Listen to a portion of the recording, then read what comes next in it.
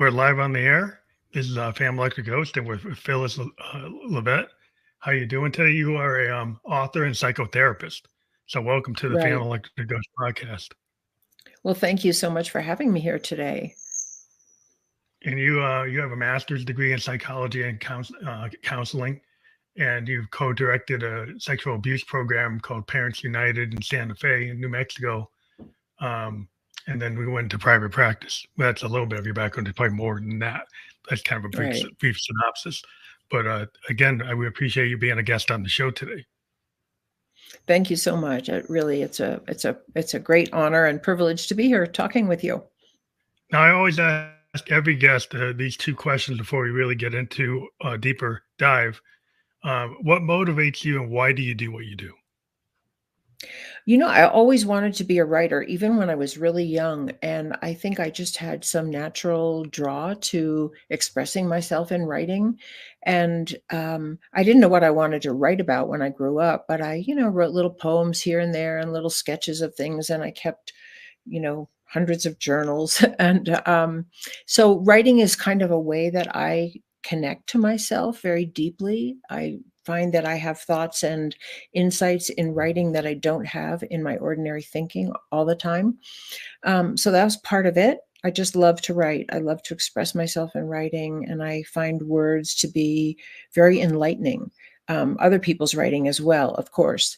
And then I became a psychotherapist out of doing my own healing work from some of the traumas of my own childhood, and decided that that was the career that I wanted. I love working one-on-one with people. I love going deep with people. And then pretty soon, because I worked with so much abuse and neglect, because there is a lot of abuse and neglect actually in our country. It's probably way more widespread than the average person realizes. So somebody might come in because they're having trouble with their boss at their job, or they're not getting along with a partner, or they're having trouble raising their kids. And pretty soon we're talking about, abuse or neglect or dysfunction that they suffered in their early childhood that really set them up to not be able to cope well with some of the challenges of adult life. And so we end up working with early childhood conditioning, which is exactly what I worked on in my own work. And then it wasn't a far cry to realize that we're in family systems, large and small. A school is a family system, a business is a family system, because they all operate on the same kind of dynamics between people. Some people like to be in charge. Some people want to hide. Some people want to tell everybody what to do. Other people are completely controllable. And we usually take the roles that we learned in our families into the other arenas that we participate in as adults. And so it wasn't a far cry for me then to make the leap that our country is also a family and a family dynamic and operates on family dynamics. And since, so much of my career was focused on what is a healthy family dynamic like and what is a dysfunctional or abusive family dynamic like, I really wanted to look at what's going on in our country, because I think we're at a huge, critical point in the history of our country, and maybe the history of the human race, or maybe not maybe. and I really wanted to share what I've learned about healthy family dynamics and what they entail, and what does an abusive or dysfunctional family look like, and what is the effect it has on people that is long lasting, that we're seeing, all over our nation. I'll just talk about America because I live here, but we're really seeing these things all over the It's world worldwide. with Yeah, worldwide. yeah. I mean, when I went to college, I went to Bowdoin College. I was a sociology major. I see Mm, parallels between like the sociological concepts, like the microcosm and the macrocosm. It's like the microcosm exactly. would be like your family, right? Your childhood, right? And you have that kind of dynamic where you're in Right. like a situation where you had somebody who's like just a narcissist, and Right. and they kind of you build in that idea that you have the imposter syndrome. You're not good enough because they kind of have that energy permeating in your Yep. whole situation. Then you're kind of primed when you get into the macrocosm, you get to a corporate world, you get into like the military, you get into a bigger social structure, like at the macrocosm level, and you Right. might be primed to fall into the same patterns. Exactly, and that's exactly, part of what I talk about, because some of those patterns, if you've been in a family that's not particularly emotionally and mentally healthy, or where there's been overt or not overt, but, hidden abuse or neglect, or just high levels of dysfunction or addiction or depression, or, that kind of thing, or if your family has suffered extreme poverty or discrimination or injustice, you know, the wounds that we suffer from that, we do take with us, and some people act them out more or less on themselves, and some people tend to act them out on others, or both. And we're seeing a lot of that in our country today, and it's great cause for alarm, because the cycle of hurt and divisiveness and violence is repeats itself and escalates, and I think that's what we're seeing Yeah, here. it seems exponential. It seems like it just keeps on getting like Right, it keeps on right, exponentially getting worse because if you have all this, at the family level, it's not addressed, right. and then nobody talks about it. Nobody thinks That's it's a right. valid thing to talk about. There's a tendency to kind of have shame associated with trying to address a lot of these issues, like in the microcosm. Absolutely. And once you get to the macro, you get to like a critical mass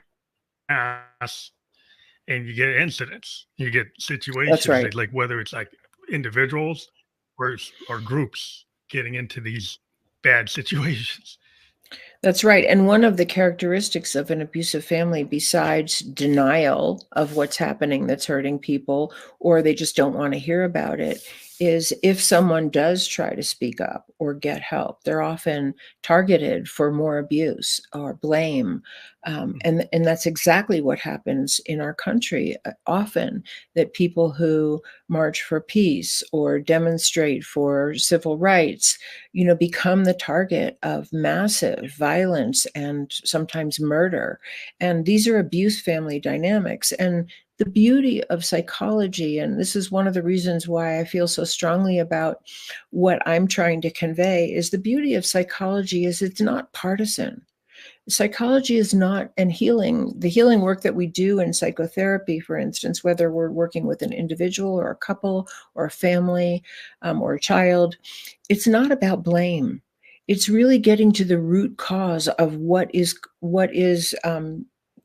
perpetuating fighting or hostility or Mhm. aggressive behaviors or depression or anxiety or obsessiveness. It's getting to the root of it so that people can be restored to a loving and healthy and safe connection with themselves and with other people. And so for me, our psychology and the tools of the best psychology are the big missing piece in politics today, because they're not operating on the commitment to resolve differences. It feels like we're escalating our divisiveness so somebody can win, Yeah, well, when it's we about all actually winning. lose. Yeah, well, it's about winning the argument. It's like the listening skills of what when I went to my liberal arts Right. education. Some of the things my professors talked about the most is that the biggest thing you have to know or learn is how to listen. Whether Wow. it's my philosophy class or my sociology class or my political science class, the teachers, professors were all about like you really need to listen, not just to me, the professor, but to each other Right. and actually Oh, I love understand that. without trying to win that that session. Like you like if Right. you're always trying to think about the next word that or the response to what was just said, you're not actually listening to what's happening. So I think there's a I lot think of that miscommunication because people don't really listen. Well, I think you were very fortunate to have professors that even said that. I didn't have anybody buddy that said that when I went to school, and I'm so glad you said that, because that is probably one of the biggest failings of our human relations right now, whether it's in the microcosm or the macrocosm, is that people are not trained. They don't even have the mindset to listen the way they want to be heard and speak the way they want to be spoken to. It really is all about who's winning the argument or shutting the other person up or winning the election or Yeah, whatever. it's always Um, yeah. So it's a lot that's about a framing. I mean, everybody's yeah. framing to try to, get into a better position to be on top. Hmm. And it's all about Right. like Right. metrics. Everybody's into like business analytics. Like, it's all Right. about okay, everybody like, I'm a in my day job, I'm a business analyst. And like the hot term Mm, today is business analytics and AI. mm, That's it's always good. Like right, you right. shouldn't criticize it, because you should just accept it and say these metrics are always valid. I say, well, if the learning library learns on things that have bias, how is that valid? You know, Mhm. like if you learn on what you give it is what you get, right? It's like garbage in, garbage out.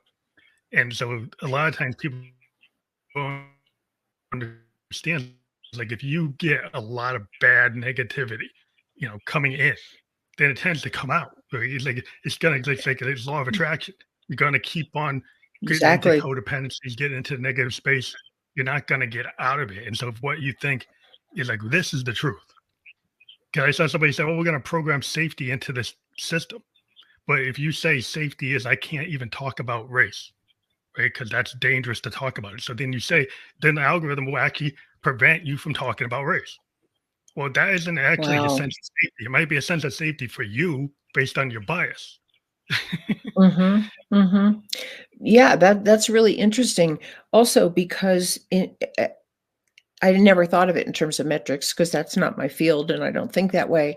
But I see an analogy there because what what people really thrive on, and this is no secret, I didn't make this up. This obviously I've seen this through years and years of being a therapist and being a human being on this planet in relationship with other people. But what we thrive on is love and belonging and a sense of being valued and being heard and having our opinions honored, whether they're agreed with or not. We thrive on cooperation with other people. We thrive on employing the skills and having a commitment to resolve conflict without violence and without the threat of violence. We thrive on safety. And so those are all the healthy dynamics for a healthy family. Nobody does them perfectly. We all mess up and we have to, correct our mistakes and apologize, but that's part of being healthy. Part of being healthy is being accountable. It's not being perfect. It's being accountable and being responsible and being willing to apologize or to admit fault, as well as express your greatest gifts and your greatest contributions to other people fully.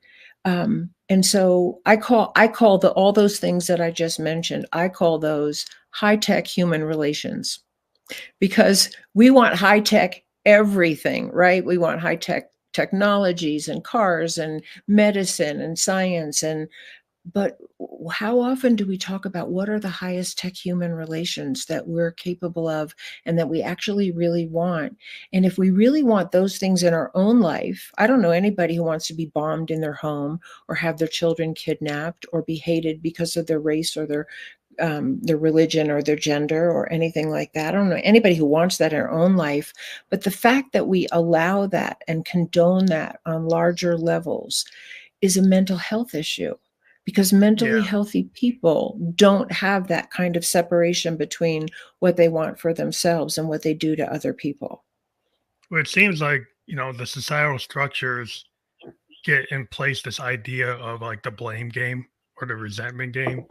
So then you say, Totally. instead of like this idea, Victorian idea, because I'm into creativity and like poetry, of the looking Mm. glass self. Right? You look at glass self, all the Victorian poets like Wordsworth, Blake, Hawthorne, they were like the idea, like look in the mirror and kind of look at the depth and actually take on like your inner child, like actually use Mm, that to kind of reflect on the world and figure out how you're gonna make a statement and be vulnerable and learn how to create some kind of positive statement or artwork in terms of Victorians is like mhm, it's art. But the idea is like mhm. if you think about not being scared to be vulnerable, like and no one wants to raise their hand in the classroom because they're scared they're going to have the wrong answer. But the only way Right. you're going to learn is if you're willing to put up your hand and maybe say the wrong thing, right? But the vulnerability Totally. is hard to get through because you're just so scared of being like out of place because there's so much pressure. There's like, oh, you don't want to be in that group of the other because the Right. other gets blamed for everything. So he's like, this group Well, is responsible for inflation or right. responsible for this or responsible for that. Right. Then that's why you get those dynamics you were talking about earlier. Yeah, I mean, I love that you brought up the word vulnerability because sometimes all it takes is one person. One person saying something vulnerable, sharing something about themselves that's a little hard to say, or that makes them teary, or that doesn't, necessarily make them look good or strong, or, whatever. And then often, and I've seen this happen in groups many, many, many times, one person shares vulnerably, and there's like a relief that goes through the room. And then other people start to share Permission vulnerably structure. because this, right. And it's safe now because somebody broke the ice. And there's just such a sense of connection that happens around that. So connection doesn't happen around looking good. Connection happens around being real, right? Yeah, it's a um, singer-songwriter thing. Like, you think about the singer-songwriters of the '70s. You were drawn to Carole King. You were drawn to Neil Diamond. You were drawn to right, Bob Dylan and Joan Baez, right, all these people right. because or Neil Young, because they were vulnerable. You listen to Neil Young, and there's like the vulnerability in his voice Totally. and Right, willing to take on things. That's not just a love song. He's talking about a friend that died from addiction. And you're right. like, wow, like he's Exactly. actually saying something real. And then it gives permission structures like, oh, you can not just talk about, it's Harry met Sally. You're like, you can actually go into something else. You can actually Right. dive into things and tell stories. And then it expands people's minds because, like, oh, I can use this form for other things. It doesn't have to just be this, and they, Absolutely, and I love that. I love that because I think people are dying for that kind of safety around just being their human selves and not having to look like they have it all together all the time, or that nothing bad ever happened to them, or they never hurt anyone. I mean, we're all human, and the more we can accept and voice and share our underlying humanity, the less we're gonna wanna kill each other. I really see that those two things are intricately woven together. but the empathy, like if Right. you're kind of brought up, there's always this other that you can Right. blame for your condition, then there's Mhm. no empathy for the other. So it That's allows right. you to, treat the indigenous Native American a certain way, treat, That's absolutely African right. Americans a certain way, to treat somebody from another country comes in as an immigrant. Well, now you're like, well, they're taking my job. They're trying to join the union. Like, so Mhm. they're the enemy. It's like, well, maybe you ought to look and like who's actually orchestrating that from a class structure is like maybe the employer wants you to fight each other on the street because they Right. don't want to pay any of you. And maybe look at your own immigrant roots. Most of us have immigrant roots. Yeah. We're not a far cry from people Well, it's fleeing supposed to be a poverty melting and pot, war. but then once you get to a Yeah. certain position, then you're like, well, it's my rightful place, right? Right. Versus Right. like, oh, somebody else is going to Right. take my spot, and then Mhm. technology happens. Like we're in the AI robotics era. People are frightened. They're like, well, my role is just going to get wiped out. AI Mhm. is just going to Mhm. take over. I'm not going to be an actor anymore. I'm not going to be a painter anymore. I'm not going to be an office worker anymore. So what am I supposed to Mhm. do? And so the idea is like, well, what you have to do is rely on your secret sauce, which is your individuality and vulnerability, because nobody else is that person in the looking glass. But I think a Right. lot of our social structures have taught us to be like automatons or working on the assembly line and not thinking, not feeling, Mhm. just being like a widget in the box. Right. I think that's really true, and I think people are really suffering as a result of that. That's not in line with our basic humanity that wants to connect, that wants to create, that wants to express, that wants to expand, that wants to learn and grow, that wants to be seen as, perhaps unique in our individuality, but also connect with other people in theirs. And so, one of the things that I think about when you talk about AI and robotics and all of the great, there's some amazing new technologies. Some of them are amazing. They're life saving, time saving, and whatever. And I think I think as a human race, not really just as Americans, but Americans certainly, but as a human race, I think we're at this place where we have to really decide how we're going to use what we know, because if what we know and can do actually hurts people, is it worth doing? Yeah. And the biggest, one of the biggest and most obvious examples of that is, yeah, we have been able to create incredible weapons of mass destruction. Should we? Should Should we we do that? threaten to use them? Yeah, because it's life denying. It's, possibly the end of human civilization if we were to continue on the path of threatening to use nuclear weapons or using them. So I think in many arenas, and it's not just in weapons of mass destruction, I think we have to decide what's the best use of the intelligence we have. And to factor into that question, does it help us feel more loved, more connected, more safe, more cared for? Does it create a safer society for us to live in? Does it provide for more people or less people? So I think we really, Yeah. really have to ask those questions, just the way a family has to ask those questions. Let's just say somebody in the family got a new job and it's going to take them, they're not going to be home hardly at all and they're going to have to move to a foreign country. Is that good for the family? Yeah, because Maybe, they just look at maybe the money. not. You look at the money and, like, money Right. says 6 figures, 7 figures, that's good for the family. The social dynamics of your psychology or sociology of the situation is that's not good for the development of your young children if you're not Exactly. there, right? So, but then we've kind of Exactly. been told that the money, the 7 figures, trumps those other things. And so Right. it's just And a matter that's of, yeah, balancing no, that. I'm sorry, go ahead. Go ahead. Go ahead. Yeah. But the other thing what I've noticed is, like, if you watch a movie Oppenheimer, right, or you think I about did. technology, like, the idea is, like, the scientist or the technologist gets so caught up in trying to climb Mount Everest and solve the Right. problem that Right. then when they get there, then they suddenly like, oh, there are actually ethics related to this. But I was so narrowly focused on solving this problem, Mhm. this physics Yeah. problem, that I didn't think about, like, what happens if I put that in the world? I just thought about putting it into the world. I didn't think about the consequences. It's Right. the same thing with AI. Like, you put Right. it out there. A lot of us who are creators, we're like, what about people's privacy and the people's copyrights and patents? Because the Mhm. problem with AI is it's going beyond those rules, Mm. right? So if it Interesting. teaches something, it could take a patented formula, and because it learned on it, somebody could access it. They shouldn't access it because it got Right. into the library and Right. somebody found out how to pull it out. And now you totally destroyed the rules. Like, we have rules and morals and ethics, and now we have a tool that can go beyond those.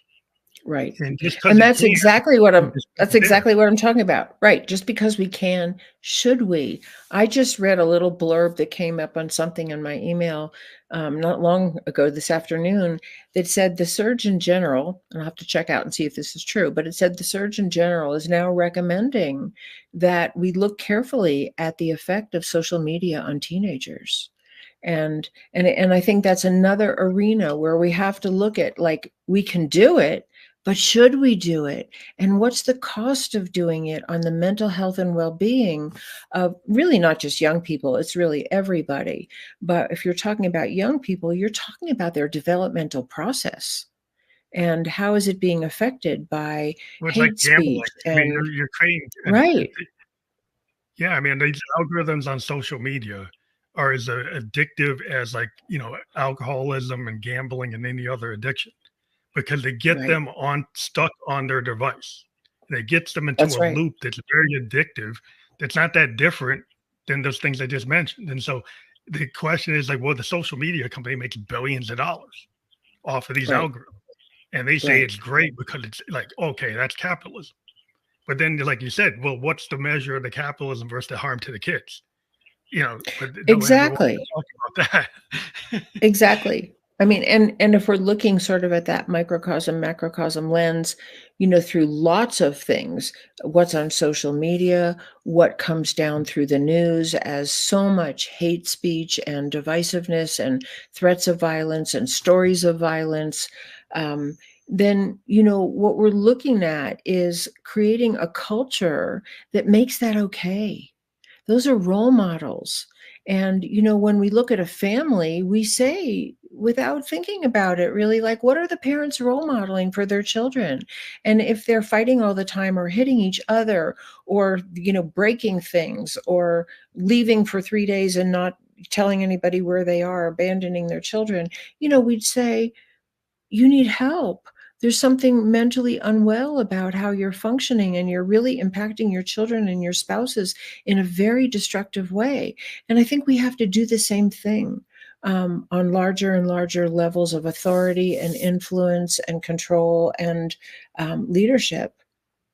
Yeah, it seems like we've kind of been stuck in this kind of idea of laissez-faire economics. Is like if it's profitable, and it goes back to Hmm. like Calvinism, because if you make more money, then you're closer to like heaven, right? So you get this idea that that makes you morally right to actually go for the money, right? Wow. There's this kind of Hmm. stream I study, this idea link between Calvinism and capitalism, and Uh-huh. laissez-faire, and how it kind of drives this idea that that's actually a moral position to be in when you actually look at the result from like sociological events. It's like, well, this doesn't Right. look like it's actually a positive result, Right. right?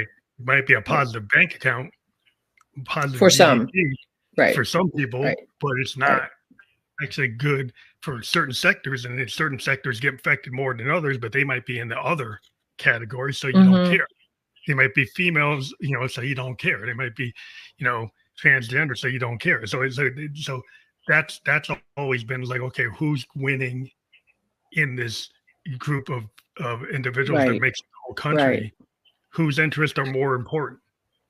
And one of the things that's so important about what you're saying, because I think that's exactly what happens in a dysfunctional or abusive family system, is that the person who has the power doesn't care about the impact that they're having on the people that they're hurting.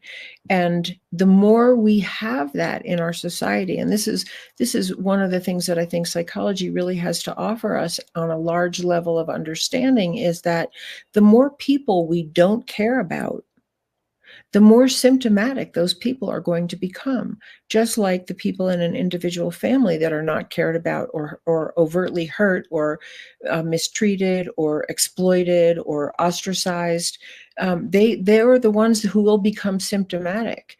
And so if we have whole segments of our population that we've stopped caring about, and we just blame them for their poverty or for whatever ills we're suffering, we put the blame on whole segments of our population, then we're going to have more and more symptomatic people, and we're going to have more mass shootings, which is exactly what we have.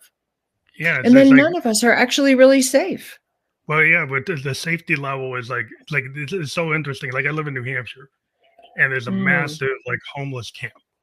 So the hmm. government's idea to solve the homeless camp was to actually go in and have a company clean up the camp and move the people. Right. So I'm like, well, that's very short sighted, just thinking out long term. Because okay, for the moment you did that, you cleaned up that spot. That you pushed the people away. They went to another spot and they made the same mess. Right. So they actually all came back and they did it again. So that wasn't really any kind of solution. But the kind of Right. mindset that we have in America is, oh, if I cleaned it up the camp, that solves it. It's like, well, you didn't solve the root cause. It's like you're looking in the mirror Exactly. and you don't solve the root cause. You caused you took care of the surface level, what it looked like, what it And smelled I, like. I think we I think we know That's better. going, I think we yeah, I think we really know better. I think we know that if somebody has an infection, you have to get to what's generating the infection. You can't just put a Band-Aid on it. And moving people is a Band-Aid. It doesn't solve anything. And I think in most areas of human life, even in our technological world, if a car breaks down, we look at what happened to the engine or whatever the moving parts are that didn't work, right? We want to figure it out so that we can build a better engine that doesn't break down, or that we know how to fix it if that happens, but hopefully that we build one that doesn't do that. And so I think, again, here's where I feel like the world of psychology has so much to offer. Like, why are we not looking at why there's so many homeless people? What's causing people not to be able to afford good housing or make enough money to pay rent? Um, there's that's structural shifts. that's Yeah, I mean, right, there's been a lot of structural shifts that move things to the top. So the right, top 1% is making most of the money. That's part of it. right, The right, idea that you haven't increased the housing stock, but and then you haven't actually taken the average worker hasn't had a pay increase for like 30 years right, right, for inflation, right, but the right. CEOs have had amazing levels, like exponential numbers. And it's Right. like, how could one person be responsible within an organization? Just think about it like logically. That one person is worth more than all the workers that make the product or make the Right. service. That's a problem in itself. And it probably, if I you actually agree. cascade it, it's an evaluation of how could that one person, a group of people in a boardroom, be worth more than the people who actually build the plane or build the Right. truck or create the food? How is it that that model makes sense to you? Right. And how is it that we accept that? I just feel like, as I'll say as Americans, but really as a world population, we just need to be informed. How many people even have that thought? Or do they just accept, I'm the minimum wage worker and that's all I'm going to be, and the system is rigged and it's too bad, and that guy has a yacht and 5 houses? And do we say it's okay? And what happens if we say it's not okay? But not in a violent way, not Yeah. in like taking This up arms, que- but what if What's we the say it's question? not okay? What is the That question? Like, what's the value? Like, how do you show me that you're worth like a salary of Mhm, $30 million or $40 million mhm. or $100 million versus this, your engineer or your designer that Right. actually created the product? Why are And they how not do worth the money? That's right. Why is the worker on the line not worth the money? Like, That's right. why, how are you valuing? And this is the problem. Is like we need to understand, how are people valuing other human beings, That's their it. contributions? Because if you have somebody that basically, the CEO walks to the assembly line and nobody wants to say anything other than smile and take a picture with them. Nobody wants to say, "Hey, no, there's a defect here." But nobody feels confident or have the permission structure to be able to tell him, "Guess what? There's a problem, but I'm scared if I say it, I'm going to get fired." Like, so you Because need they the might. Because they yeah, might. yeah. So Right? the Right? communication Right? lines need to be like, because you don't value that person on the floor to have the same weight as you. There's a hierarchy. Like, we talk Mhm. about caste systems, but there's a big hierarchy here. So every country has hierarchies, but there's a lot of hierarchy, and people want to say it is a ratio, algebra, all this, but there's a lot of hierarchy that's not addressed and not questioned and not looked at, and it pervades and causes some of these inequalities. Ways like, why are all these homeless people? All these people Right. can't afford it. Like, why? Because you have hierarchy. And is that Right. hierarchy actually contributing to the GDP, or is it actually going against it? I've seen some economic people say, well, this actually cost us in GDP. This actually cost us in efficiency and capability, because these things are actually not as profitable as you might think. Hmm. Maybe they're profitable with certain people, but not to the Right. whole. Right. Right. But I think your question, your fundamental question is the question. How do we value human life? And what's the cost to us all if we don't? And I think that's where we stand right now, because the cost is really high. The more suffering we have, the more children who grow up in poverty and discrimination and see no future for themselves in the world that we're creating for them, the more we're going to have human beings who act out and act in. And and that's dangerous for everyone. Yeah, And because if that's what you I think only, we're yeah, totally. I think that if you have a world where you can't, actually make a living and actually own a home, or, even an apartment, right? Mhm. Make a world, the only way you can do it is like it's structured. So, oh, but you got to join the military. So then you basically get into a military industrial complex. Like, a certain group of people are never going to get to college, never get Right. master's degrees, never get doctorates. They're going to be soldiers for you to get resources so that That's you can right. continue your structure, right? And they're actually not going to be able to actualize or do anything other than be a soldier for you. And so that's the Exactly. kind of problem I see. It's like worldwide, China, Russia, here, Europe, like Africa. That's what you see happening. And overall, That's you right. see these structures actually getting children soldiers, child soldiers. People here saying, oh, we should bring the draft back in. Why is that? Because you don't actually have a place for them in the economy. You want to put them here so you can use them as a tool. Mhm. Well, it is a certain kind of slavery, when people have no opportunity to advance or to really actualize themselves, and they're stuck. And, I think our prison system is a good example of that, Yeah, it's where another place you go there too. You either go here or Mhm. there, and then it's either a prison either way. In perspective, But yeah, it just seems like we have these very dogmatic, Mhm. structures that are designed Right, on a hierarchy, right? right, And if you go in the military and you're a college agent, you'll be an officer. You get to be a general. If you come from Cabrini Green, you're probably just gonna be a foot soldier. right. Unless you ramp yourself up.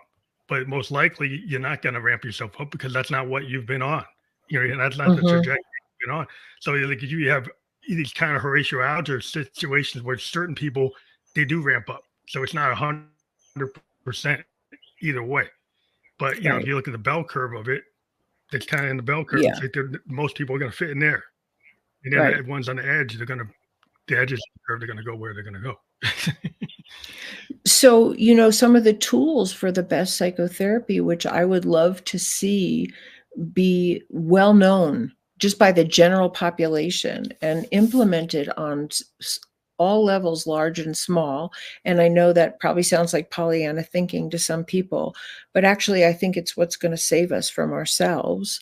Are some of the skills that we really use in our offices that help people heal, and that is like really going into the wounds that we've suffered and understanding what negative coping mechanisms and beliefs we've taken on about ourselves that are manifesting in our adult lives in ways that are not functional for us or not satisfying for us, or not successful for us, depending on what they are. So if someone learned to wall off because they were being tormented, and now they're isolated and alone and lonely and suffering and drinking too much to ease the pain, what's going to help them is to go back into what wounded them and retrieve that little child that got left Yeah. behind and hurt.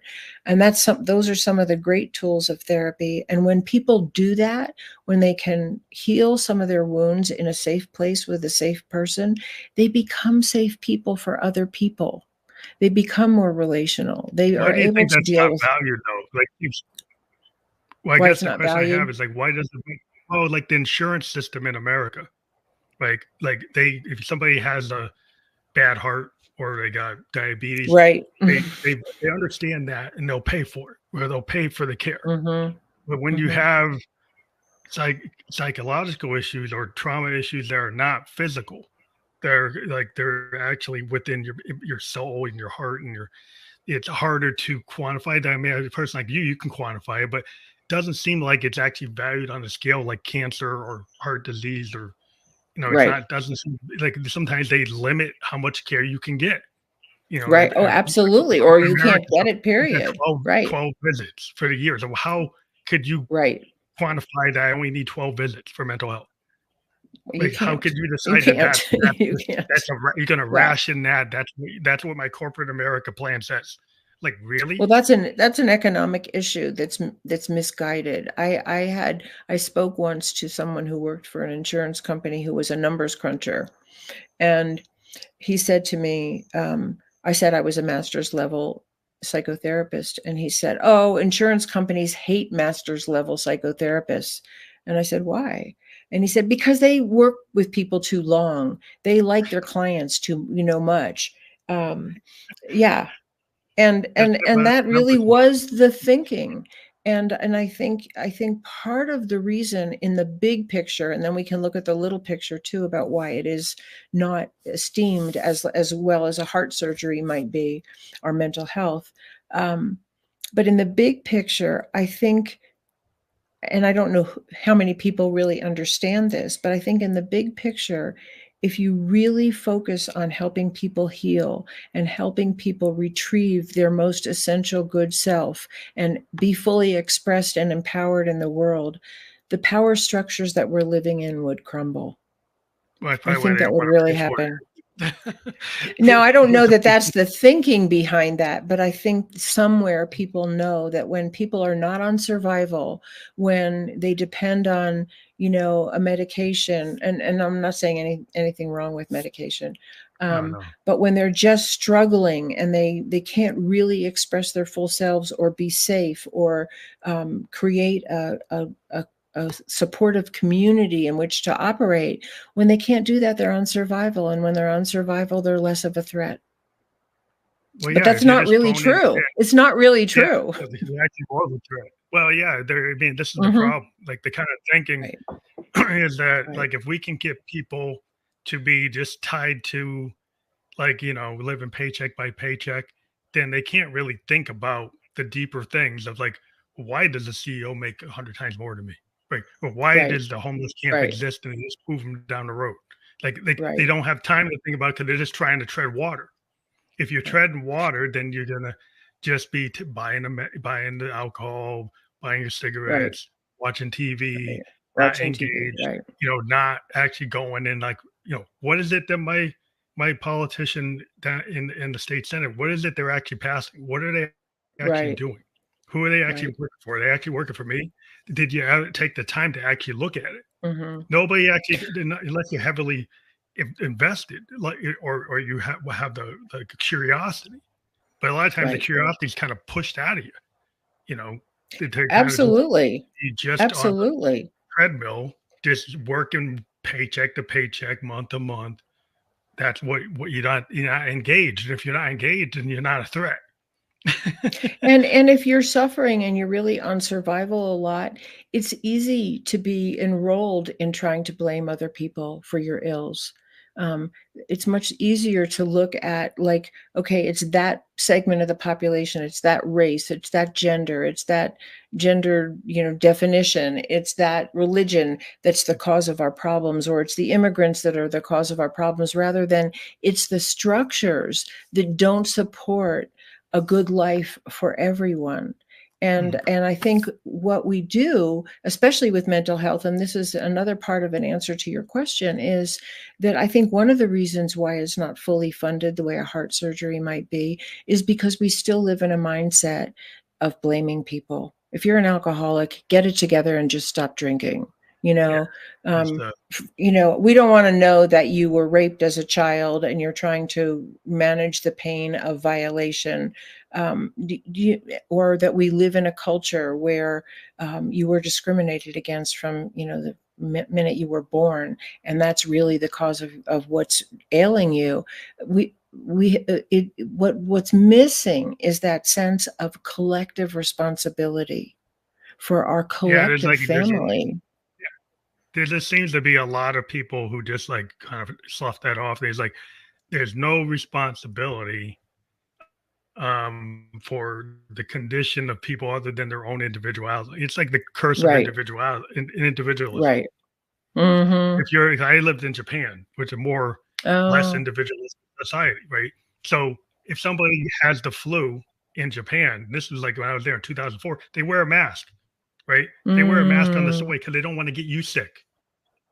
They don't Wow. care if like, well, this is an Wow. inconvenience to me. So it's individualism. Like if you're in a society, it's more less individualism. It's more uh, communal or more understanding. Right, Like I could affect my neighbor, and there's actually something wrong with right, that. Versus like I don't care what I do to my neighbors. Like how I feel and how I think it looks right, is more important. Than right, like what if you killed a 90-year-old person next to you because they can't handle getting the flu? Well, they care about right, that, but you don't. right. That's So beautiful. and that's the kind of mindset that some people think, well, individuality is everything. But you have to look in perspective and look at cultures and different societies and have a more open mind, right? And this is the problem with, I think, our society, and even know some places all over the world can get locked into this. It doesn't have to be just the West. You could get locked into it where you don't Right, consider like there's other. It isn't just A and B. It's not this yes and no. It's not this black and white. right, right. And that's the problem we get into. I think it's that's interesting that you're talking about it as individualism, because I think, like all psychological kind of movements or trends or developments with people, there's a place for healthy individualism for sure. And we live in a society, however, where we are actually dependent on the whole world to live. We don't act that way, but if somebody in another country drops a nuclear bomb on us, we depend on them not to do that. If they're polluting the Yeah. water or the air, right, we're all affected. And I think we really have not embraced that. We are holding on to some sense of our entitlement to our individuality or our nationality or whatever, in a way that's not actually sustainable. And so there's a term that I heard a couple of years ago, someone spoke, and I love this term, and I think it's what we are trying to move toward if we ever make it. And that is, it's called sovereign unity. And that, what I understood that term to mean was that we hold a conscious balance between the good of the individual and the good of the whole. And it's Yeah. an ongoing dynamic dialogue and reworking constantly, so that the individual isn't left out, but the good of the whole and others isn't left out either. And I think that's actually what a healthy family is and what a healthy society is. It seems like we're on we're on the extremes of that, because it's like all or nothing. Like nobody's Mhm. willing to like negotiate. Like people aren't willing to like, okay, what's good for you and me? Let's meet at the middle.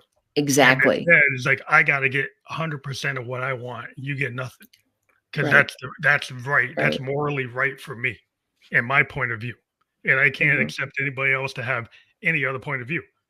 So like Right. you would get a point, like you might have some dogma. Say, I want to put these pieces of religious dogma into my school, and I think everybody should understand it. It's like, well, that person is a Jew, this person is a Muslim, this person is a Hindu. Why would they understand? Why would you have to Right. force them to see that? Because mine's the only way. So that's the problem we're getting into. These people like one way people, Mhm. one Mhm. way people. That just causes violence. You know, That's it's in exactly what we have. the macrocosm. It's That's like a one exactly what way we have. type of person. Oh, I can have a gun even though I'm a domestic abuser, because my right to have a gun, written in the 1700s, Mhm. supersedes me, You're the common good. sense Right. that Right. an abuser probably shouldn't have a gun. Right. Right. No, So because I someone's really on a think that's page so in true. 1700s, somebody like we have some people originalists. They look at the Constitution. They say something in the 1700s applies to now. Did we have airplanes in the 1700s? Did we have spaceships in the 1700s? Did we have satellites? How do you justify NASA according to that point of Mhm. view originalism? Mhm. So Mhm. there's a problem with some of these people's mindsets. It doesn't really work, except when they want it to Right. work. They try to shift and gyrate into these positions that don't. It's like we're in the Right. 21st century. We're in the age of Right. AI. Right? AI is not in the Constitution. Right? So Mhm. how do you deal with that? Mhm. Right? Mhm. Oh, it's not there. So Yeah, and what I think tradition is this? I think we have to look at it from the mental health point of view. Is, when someone becomes so convinced that they have the only way, they have the only answer, and they want to impose it on every single other person because they believe they're right or righteous, or, however they get to that place of sort of narcissistic adulation of themselves. Um, I think we have to look at that as a mental disorder, and it's Yeah. caused by something. It's caused by a certain kind of brainwashing that they're either entitled to be dominant because that's the role models that they've seen, or they've been allowed to have no boundaries whatsoever. Um, and so they feel entitled because they've never had a limit or a boundary put on them, or they've been so badly hurt that the drive to inflict that pain on other people is completely overwhelming them. And all of these are psychological issues, and we see them all playing out at the lowest and the highest levels of authority, influence, control, and leadership.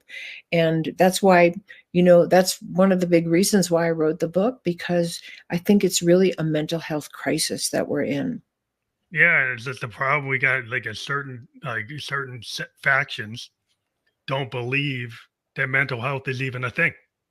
They Right. just think it's like, oh, I can just go and do this and it will go away. Right. Or I Mhm. shouldn't even discuss it because that's not worth discussion.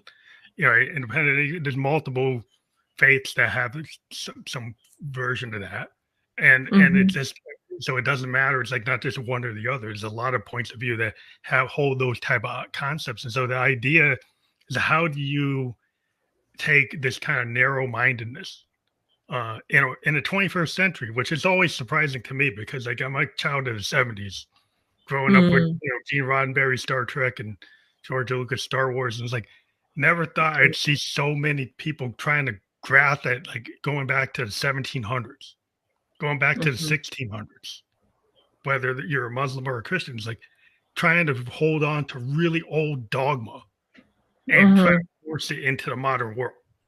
And Well, like why? I think that the impulse to hold on to dogma, whether it's from the 17th century or BC or yesterday, I think again, I think that holding on to dogma and trying to impose it on other people is actually an emotional mental issue.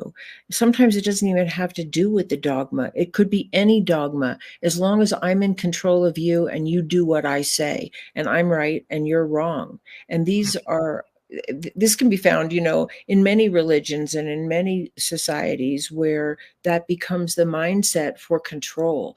And, so I think that one of the biggest challenges we face as a human race um, is how do we move out of a structure of domination and submission, because that's what we live in. And we live in a structure of domination and submission that could actually cause the human race to go extinct if we just unleashed all the powers to dominate that we have. And what does that mean? And, I mean, that's why I think these are really actually huge issues. It's not just somebody having a few tears and feeling better. That's not what it is, although that's important. I don't mean to put that down. No, it's But real important. it's really about, how do we learn to live as equals? How do we Well, it take some of seems these really destructive hierarchies apart? well, it seems like human race doesn't learn until it runs through a crisis, right? Like so, Mhm. so like America didn't get into World War II until we hit Pearl Harbor, like right. So Mhm. we all these bad things that happen, and it's like when we get hit, then we're like, oh, Right. we should do something. Wow. But so the problem is something like like the climate change problem. These things will kind of hit us over the head. With the things are going to happen exponentially. Scientifically, you can see it.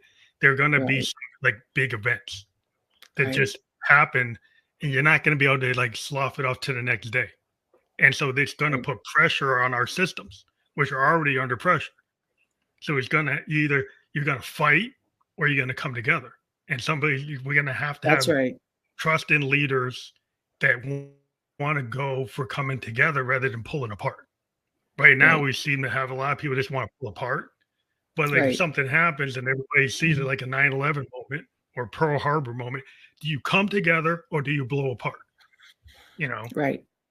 And do you not blame somebody, and I think this is one of the really deep parts of the best psychology and psychotherapy that I like to talk about, because I think it's one of the hardest things for human beings to do.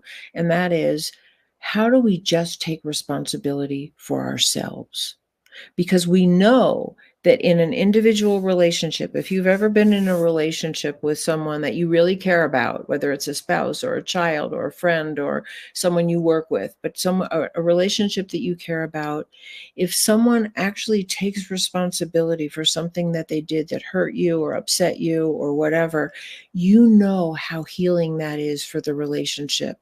And if you've had the courage to do that yourself, it might be hard to do, say, I'm sorry, I really was wrong and I shouldn't have spoken to you that way, or I know that what I said really hurt your feelings, and I apologize, and I hope you can forgive me.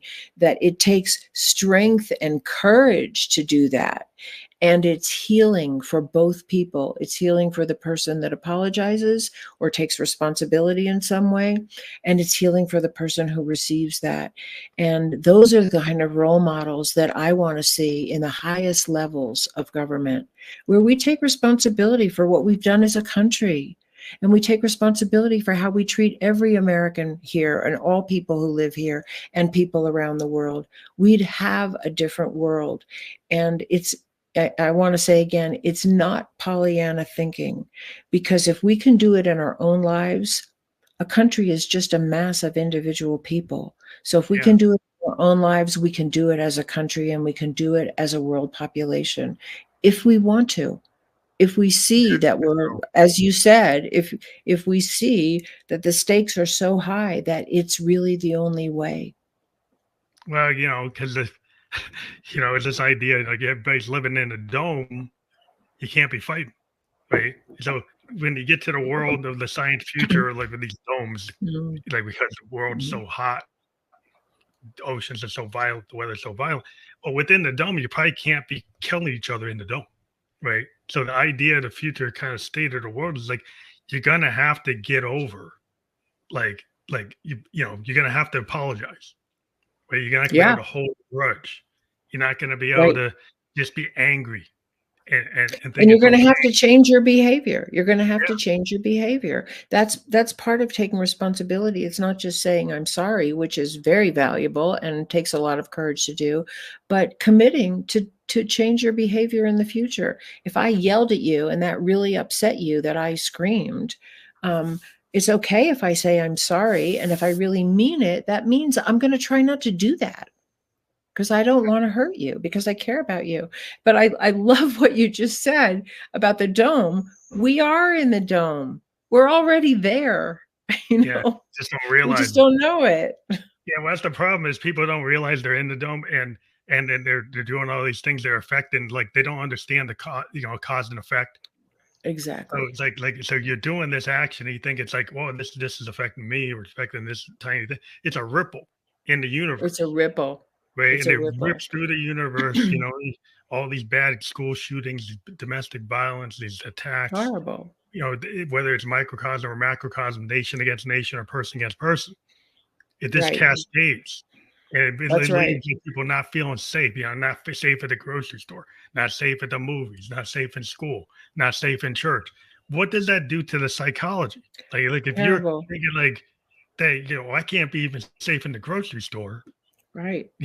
And we're what the heck? actually not. We're actually not. I mean, fortunately, I've gone to the grocery store many times and no one shot me, but it could happen Yeah, the because idea it does could happen. happen, Yeah, and it's the happening boundaries. randomly, that people are so dispossessed and so hurting and so angry and so disconnected from one another that they would even want to shoot people they don't know. That tells us something about the society that we have created. We've created a society where more and more people feel this level of disconnection and lack of their own humanity.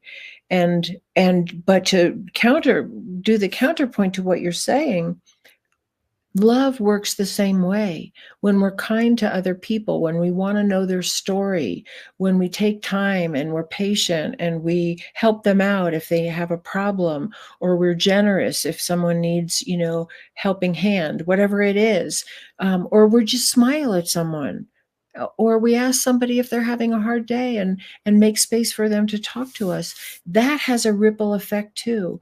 And I know I say that because it's therapists are great and therapy is wonderful, and there's lots of healing modalities that are different than psychotherapy, but there's many ways to help people heal from the hurt that they have received from other people. But you don't have to be a therapist to do that. You don't have to even be in a healing profession. You can just be kind, you can be loving, you can be accepting, you can be tolerant of diversity and even celebrate somebody's differences, and that goes a long way. And I say that because so many people today, I think, feel really discouraged that it's just too late, nothing can change, the system's too broken, whatever people feel and understandably feel. But it's also true that we can all make a tremendous difference. Every day I'm a cancer survivor. Like so when I was 27, Oh, I got a wow. level 3 sarcoma and I'm, 56 now. And it changed my Wow. mindset in terms of Right. like you could think, you could be down in the dumps, you could be kind of like in this idea, well, melancholy's cool, whatever. But the idea, like I realized the things I hadn't done, the things I was stopping myself. And so it's never like every day that you get up and you're here, you have another opportunity. But some people, if they Mhm. have the mindset, well, every day I'm here, I want to not be here, right? I have no opportunity. It's all Right. like in here. Like if you Right. start changing your like when I started changing my mindset, I got out of my cancer, right? I mean, I had to do medical, Mm. but Right. if you don't have the right mindset when you're undergoing that therapy, you might not be here because it has to actually be like that has a lot of power. And I believe That's that right. by feeling like I should be here and the things I needed to do, like find my wife and get married and have a kid, uh, that gave me a reason to like be here.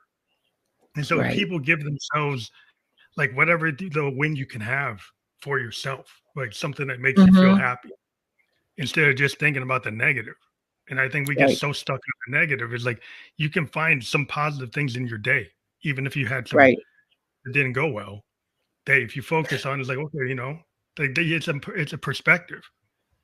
And I love what you said about, what gave you a reason to be here was your wife and your child. It's love, it's connection with other people that is the best reason why people want to be here. And yet we don't factor love and connection into any of our politics at all. Yeah, that's not the thing. It's like it's always about like oh, it's a this thing, this issue, and it's always like oh, it's a blame game. Mhm. Numbers game.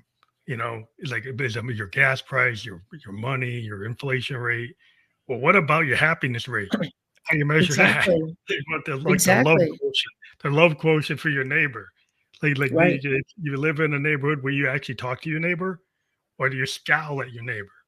It's Mhm. like what's going Mhm. on? Maybe you can start in your neighborhood by actually asking your neighbor how they're doing. Right. Maybe a new thought that maybe you didn't think of. No, and it's these things are free. I think that's part of what people don't understand. It doesn't cost any money to smile at your neighbor or ask them how they're doing or offer to help them when they just got home from the hospital. It doesn't cost anything. And it's yet what we all crave. We all crave love and belonging. And when we don't get it and when we get the opposite, we become symptomatic and unsafe. And Mhm. that's the bottom line of what I think psychotherapy really has to offer this conversation. It's love and belonging that create a safe world. It's not weapons. It's not a Yeah. defense system. Yeah, And well, it's certainly weapons just not start it's the next fight. You're just there for the right, next fight. But right, your book is there behind you, American Therapy. You've written that's your most current book. You've written like right, 2 other books too, but that's the one that people can check right, out. But I guess if they go to your website, they'll see all the books you've ever written, and you'll be able to right, contact right, you, right? right, right. And you can buy that book from any major bookseller and welcome people to check out my website and contact me on my website. It's my name, phyllisleavitt.com, and on all the social media, LinkedIn, and I have articles on Substack and Facebook and Twitter and all that stuff. But yeah, We want and I to have a remind lot of videos, on YouTube. Sorry, go ahead. that link will be clickable. Like right now, you can't click it, but when you go to, if once we're off the air and you checked out the Twitch Okay, or YouTube or the Facebook, everywhere we're published, your link is actually clickable in the description of the great. podcast. Oh, Right, great. people will be able to click right through and get right to it. And we do encourage everybody who listens or watches the podcast to actually look at that description and click on the links that we provide for our guests, so you can get a deeper dive into what we've talked about. I do appreciate Great. you being a guest on the Family Electric Ghost podcast today. It's been great. Well, thank you so much for having me because you've been great as well. And it's been a really interesting and stimulating conversation. Thank you. Have a good night. Have a good weekend. You too. Goodbye.